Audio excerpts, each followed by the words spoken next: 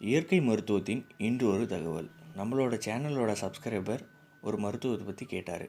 குழந்தைங்களுக்கு எப்படி நெஞ்சு சளி போகிறதுன்னு சொல்லிட்டு அதை பற்றி தான் இன்றைக்கி பார்க்க போகிறோம். கற்பூரவள்ளி இலையை 2 எடுத்துக்கிட்டு நல்லெண்ணெய் அகல் விளக்கில் லைட்டாக சூடு பண்ணிட்டு வந்தால் அதுக்கப்புறம் அதை எடுத்து பிழிஞ்சா சாறு வரும். அந்த சாறை கரெக்டாக ஒரு 3 நாள் கண்டிப்பாக நெஞ்சு சளி நல்லாகும்.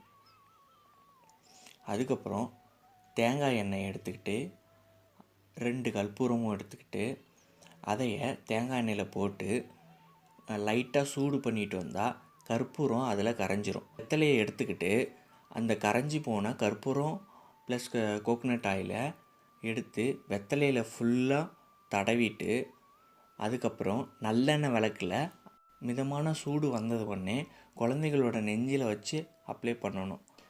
நெஞ்சு சளி குறையிறதுக்கு வாய்ப்பு இருக்குது.